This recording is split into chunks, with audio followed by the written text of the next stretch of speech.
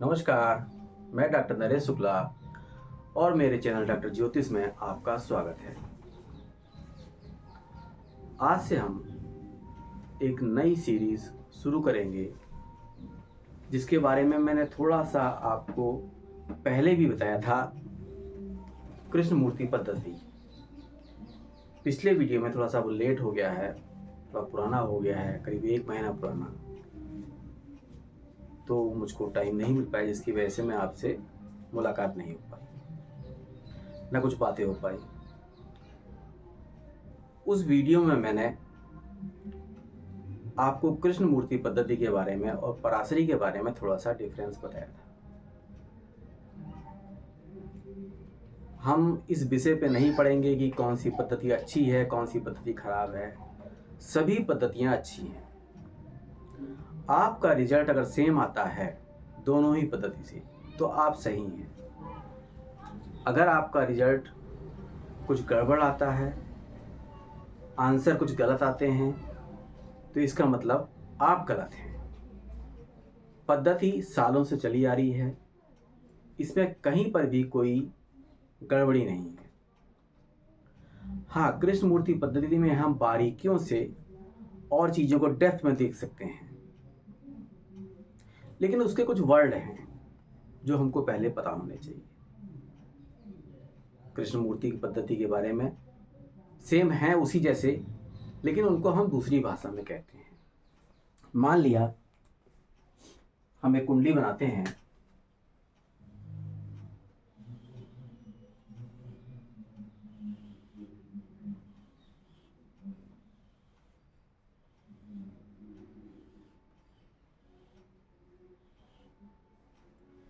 ये हमारे क्या है, 12 भाव हैं, जिनको हम 12 भाव कहते हैं। 1 है, 2, 3, 4, 5, 6, 7, 8, 9, 10, 11, 12 और 12 भाव को जो कृष्ण मूर्ति पद्धति है, जिसको केपी भी कहा जाता है,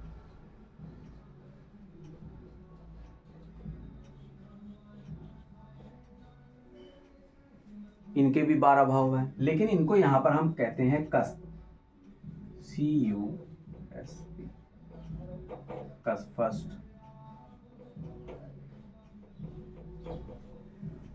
कस्प, पहला कस्प यानी पहला भाव, दूसरा कस्प सेकंड भाव, तीसरा कस्प चौथा भाव, पांचवा कस्प पांचवा भाव, छठा कस्प छठा भाव, सातवां कस्प सातवां भाव, आठवां कस्प आठवां, नवां, 10वां, 11वां और 12।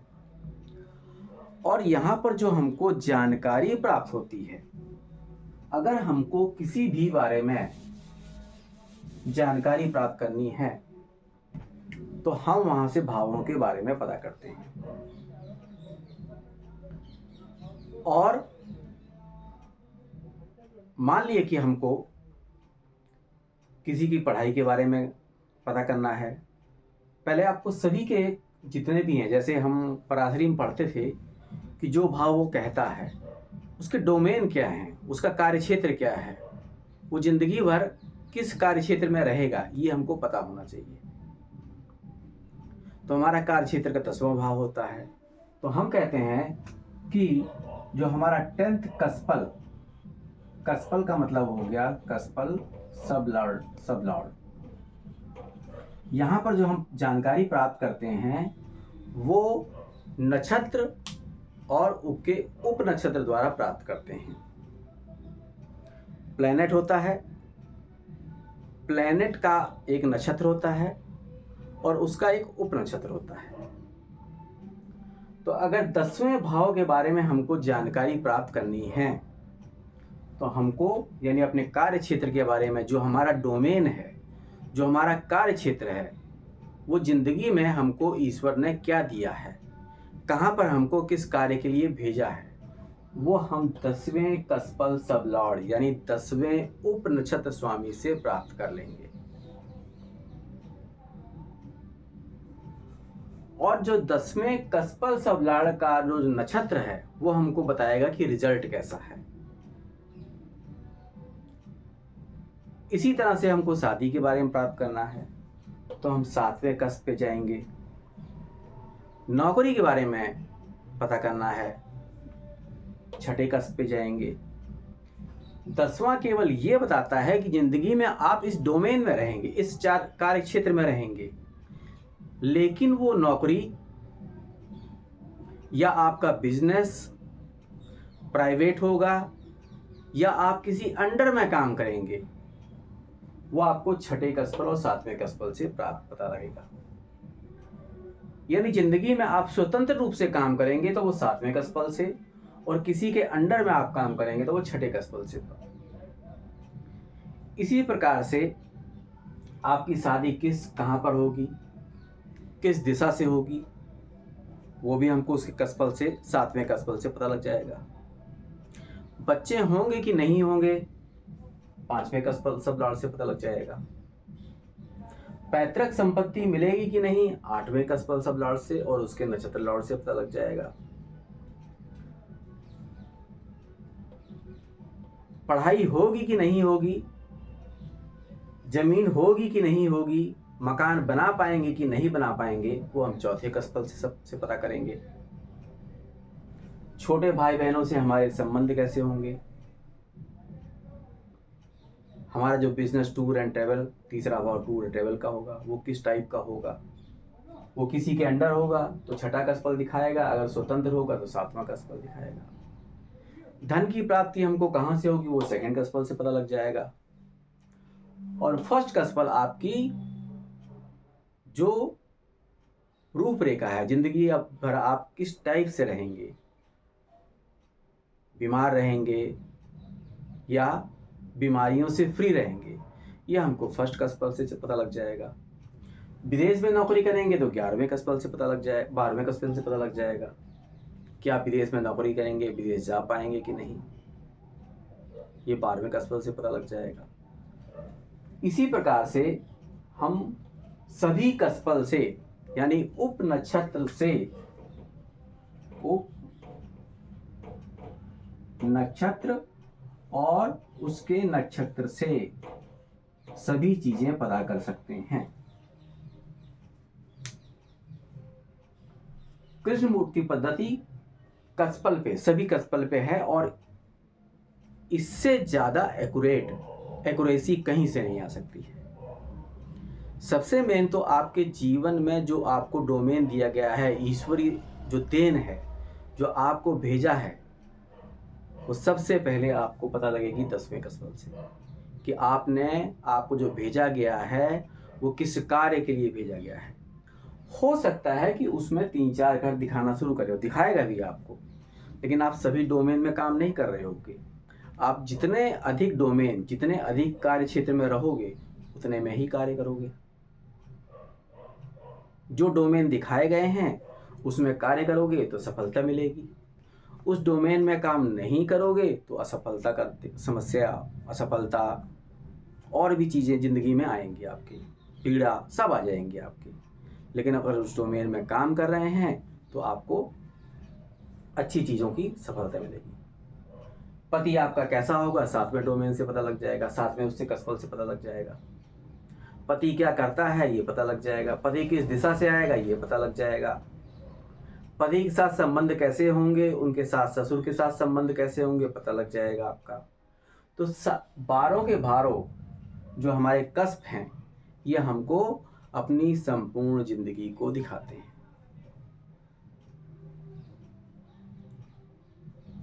तो आज हम इन कस्प के बारे में ही बात कर रहे हैं।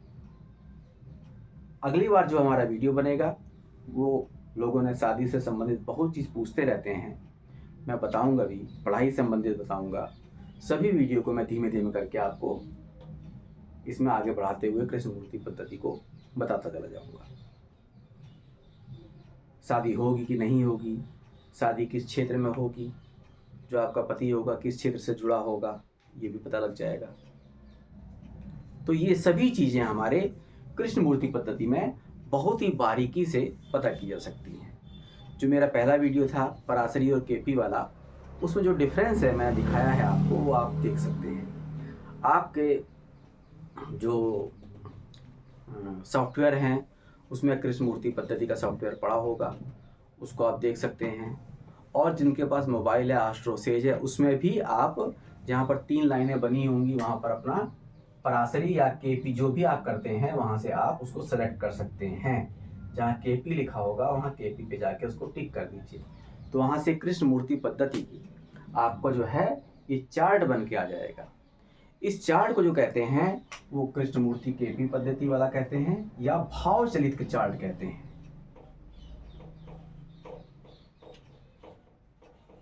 और ये सारा का सारा जो खेल है वो नंबरों पे चलता है कि 10वां कस्प जो है हमारा 10वां कस्प लार्ड जो है वो क्या नंबर दे रहा है, उसका नक्षत्र स्वामी क्या नंबर दे रहा है। सारा का सारा खेल इन चीज़ों पर ही डिपेंड करता है और इनसे आप पूरी की पूरी जानकारी प्राप्त कर सकते हैं। इंडिया जीतेगी कि नहीं जीतेगी, आप प्रश्न कुंडली लगाकर इससे पता। प्रश्न कुंडली कृष्णमूर्ति पद्धति का ही एक हिस्सा है। भारत जीतेगा कि नहीं जीतेगा, कोई दूसरा देश जीतेगा, 2 मैचों के बीच में आप प्रश्न कुंडली लगा के देख सकते हैं। आपका पैसा फंसा हुआ वापस आएगा कि नहीं आएगा प्रश्न कुंडली लगाकर, या आप अपनी कुंडली लगा के देख सकते हैं। अपनी कुंडली में आपको बीटीआर करना पड़ता है। बीटीआर का मतलब होता है बर्थ टाइम रेक्टिफिकेशन, क्योंकि हर 5 मिनट के अंतर पे पहले या बाद आपके उप नक्षत्र या नक्षत्र चेंज हो जाते हैं, बदल जाते हैं। तो आपको जब भी अपनी कुंडली दिखानी है किसी को, तो अगर केपी में दिखा रहे हैं, कृष्णमूर्ति पद्धति में दिखा रहे हैं, तो उससे बर्थ टाइम रेक्टिफिकेशन करवा लें। बर्थ टाइम रेक्टिफिकेशन करने के बाद जब हो जाएगा तो आपको तुरंत बता देगा वो कि आप इस क्षेत्र में काम कर रहे हैं। वो सब चीज़ निकाल सकते हैं क्योंकि ये टाइम सेंसिटिव है, टाइम का बहुत फर्क पड़ता है। और जो लोग कृष्णमूर्ति पद्धति को जानते हैं वो बीटीआर भी कर लेते हैं। बीटीआर कोई बहुत बड़ी चीज़ नहीं है बर्थ के टाइम को, लेकिन 5 मिनट के अंतर पे सारे के सारा खेल बदलने लगता है, क्योंकि 5 मिनट के अंतर पे उप नक्षत्र और नक्षत्र आपके चेंज हो जाएंगे। और जैसे ही ये चेंज होंगे इनके नंबर चेंज हो जाएंगे। नंबर चेंज होंगे तो आपके डोमेन यानी आपका कार्यक्षेत्र चेंज हो जाएगा। मान लिया आप शादी का देख रहे हैं, 9:05 पे देख रहे हैं, तो आपको कुछ दूसरे नंबर दे रहा है। 9:10 पे देख रहे हैं तो नक्षत्र और उप नक्षत्र आपको दूसरे नंबर देना शुरू कर देते हैं। तो पहले अपना बीटीआर बर्थ टाइम रेक्टिफिकेशन या जन्म समय शुद्धिकरण करा लें, जन्म को संशोधित करा लें, तभी कृष्णमूर्ति पद्धति पे हाथ लगाएं, क्योंकि ये टाइम सेंसिटिव है। टाइम का बहुत नहीं हो पाता है, जिसके पास नहीं है, अपना टाइम नहीं है, बर्थ टाइम नहीं है, वो प्रश्न कुंडली के द्वारा किसी से प्रश्न कुंडली जो जानकार हैं इसके कृष्णमूर्ति पद्धति के, वो प्रश्न कुंडली लगा के आपका प्रश्न का आंसर सही से दे सकते हैं।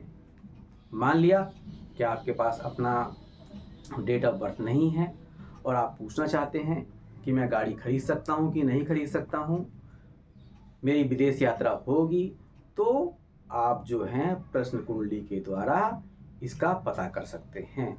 उसी समय की जन्म कुंडली बनाई जाएगी, प्रश्न कुंडली बनाई जाएगी, जो आपको सही से आंसर करेगी कि ये आदमी विदेश जा पाएगा कि नहीं जा पाएगा, गाड़ी खरीद पाएगा कि नहीं खरीद। प्रश्न कुंडली में एक चीज है कि प्रश्न बड़ी ही शिद्दत से पूछा गया हो। एक चीज बहुत ध्यान देने वाली, क्वेश्चन मजाक में ना पूछा गया हो। जैसे कुछ लोग हैं कि चलो एस्ट्रोलॉजर खाली बैठा है उससे पूछ लेते हैं कि मैं विदेश जा पाऊंगा कि नहीं जा पाऊंगा, वो प्रश्न का आंसर भी गलत ही आएगा। अगर प्रश्न बहुत शिद्दत से पूछा गया है, मन से पूछा गया है, तो प्रश्न कुंडली के द्वारा या उसी में एक रूलिंग प्लैनेट आते हैं उनके द्वारा आपका आंसर आ जाएगा। यहाँ तक बच्चा स्कूल गया हुआ है तो वो भी आप बता सकते हैं कि बच्चा कितने मिनट में वापस आएगा, कितने टाइम में घर वापस आ जाएगा। ये भी आप रूलिंग प्लैनेट द्वारा पता कर सकते हैं। रूलिंग प्लैनेट भी कृष्णमूर्ति पद्धति का ही एक हिस्सा है।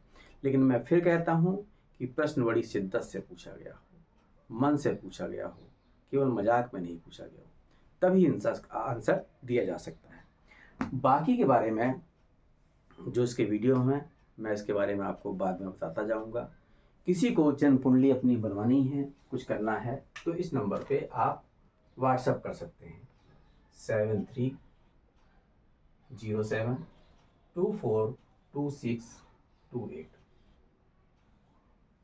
तो आपको किस डोमेन में रहना है, शादी होगी कि नहीं, वो आप पूछ सकते हैं, व्हाट्सएप करके पूछ सकते हैं। वो चार्ज है, उसका चार्ज लिया जाएगा, जो भी उसके रीजनेबल चार्ज होंगे वो आपको बता दिए जाएंगे। तो इसी के साथ मुझको विदा दीजिए।